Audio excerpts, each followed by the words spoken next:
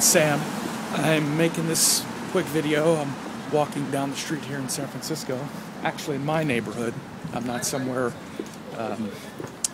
like another country or another city. This is actually my neighborhood where I live.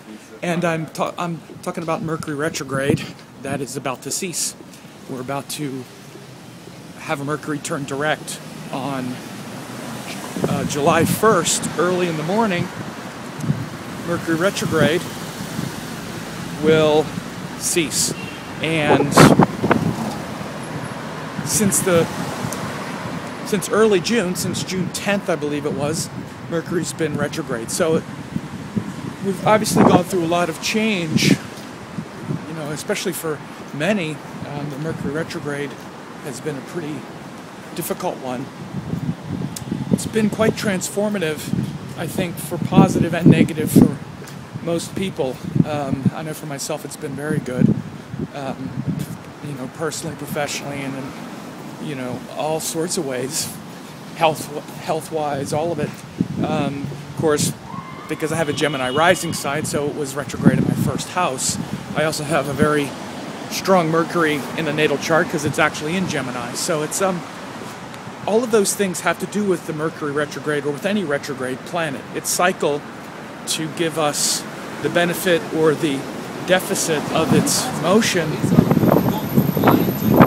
comes from its disposition in the natal chart, and it's simply because the experiences that we're going to have with the planet are going to come from the level of consciousness that the planet has with us or for us. You want to understand that's a very deep concept, because everyone's tendency with every planet comes from the way it is disposed in the natal chart. So for instance, if someone has a very difficult Mercury natally, they're going to tend to make mistakes with it in their life. And then when Mercury goes retrograde, it's going to have much more of a corrective quality, because when it backs up, it's going to illuminate a lot of mistakes and things that have been overlooked and things that have not been communicated clearly and all of that, which is what Mercury rules. If someone's natal Mercury is much tighter in its own sign, for instance, or in a place where it's well supported, they will tend to make less mistakes with those things. They'll tend to be less sloppy with what they speak and how they communicate, or paying attention to the details in general. And so when Mercury goes retrograde, rather than spending so much time dealing with that quality of it, they can actually deal with the powerful quality of the Mercury retrograde, which is to allow us time to slow down and to reflect and to correct things that are already more beneficial. So rather than, having our computer break and everything, screwed up that we have to fix, we wind up, dealing with things that are already in pretty good shape, and then we get to slow down and reflect on them and make them even better. An example would be something like, let's say, a writer. Because Mercury retrograde and all retrograde planets have a quality of introspection, and for writing, for instance, that has to do with editing, that has to do with going back over something. And so, like, for instance, if someone is a writer, they'll have a pretty prominent Mercury, so they'll get to go back and edit something that's already been developed. Like, for instance, as it relates to communication, Mercury retrograde is the part of communication that has to do with listening, because communication is not just about speaking, it's also about listening. Listening is important to what you say, because you have to communicate with another, or in a situation where you're not the only one whose views are important. So Mercury retrograde is about the capacity to listen. So again, if it's something that's in real detriment for you, you're going to be experiencing all of the mistakes, or a lot of mistakes, based on things that you haven't been listening to. And finally you'll be like, oh, okay, I realize it. And in fact, you might not realize that's why the problems are coming.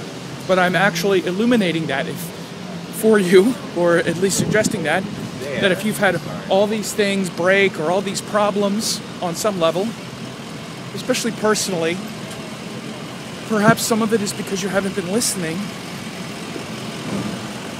accurately. Have you kept hearing the same messages over and over again? And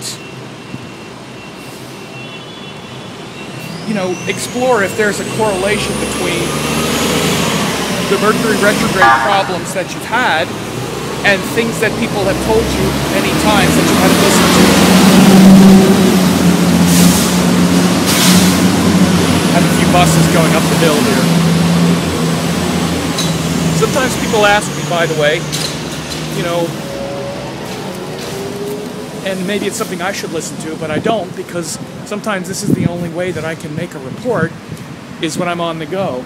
So it's either, some people say, and some people will say about this, I like it so much better when you're standing in your apartment and the camera's not moving and there's not background noise and all that. I get it, but I also know that I'm very busy, and sometimes it's either this kind of video or nothing, so you should understand that. I have listened, but some people also like the little travel logs, and I like doing them. But anyway, pay attention to the correlation between your Mercury retrograde problems and things that you haven't been listening to. Is there something that you haven't been listening to that is correlated with the Mercury retrograde problems? And again, it might not be that you've created the problem, but let's say something like, hey man. What's up? How's it going? Hi, what do you do? You just... Are you happy? Oh, fuck yeah. Cool. How can I not be happy? It's beautiful outside. Awesome. With two very good friends. Just had a great lunch at Sweet Woodruff. You should go there. Okay. Up the street. It's amazing. Point. Okay, so I'm open. Anyway, so we wouldn't have to pay insurance. Pay attention to whether or not even things that might seem unrelated, like the pain of the problems that have come through Mercury retrograde, if there's a correlation to not listening or not really acknowledging the need to have more flexibility and discrimination. Like, for instance, let's say you've lost something dear, like a loved one, or something has died, and it's like, oh, that sucks, and it's bad, and when's it going to stop, and all of that. Of course, it's hard to lose loved ones or things we love, but is there an illusion around hanging on to things too strongly and not being flexible and having this illusion that something is going to last forever? Nothing lasts forever. And I'm not trying to be cavalier about it, because when I lose things, I suffer as well. But the suffering doesn't come from losing the thing, because we're going to lose everything.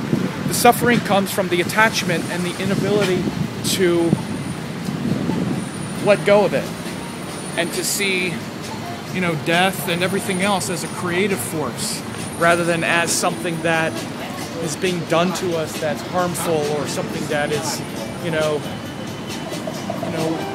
when is this cycle going to stop so that I can not lose anything ever again? This whole illusion around loss or growth, or, that's the problem. The problem isn't that we've lost something. The problem is that we don't know how to let go. This is where the cable car runs. A little tour. I'm going to go into Union Square. So that's the whole, that's something to ponder if you've had a lot of losses in this Mercury retrograde cycle. And again, that's also a part of communication and discrimination. Communication are all a part of Mercury. And being able to travel light and be able to appreciate what we have, and also be able to let go when it leaves, and realize that We don't own anything. Everything is going to slip through our fingers, and that's the beauty of all of it.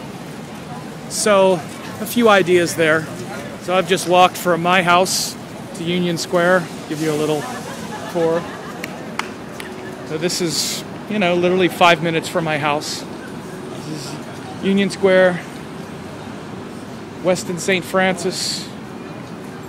Beautiful day here in San Francisco. I think I'll go in Saks Fifth Avenue and buy some diamonds. Yeah, right. Okay, have a good one.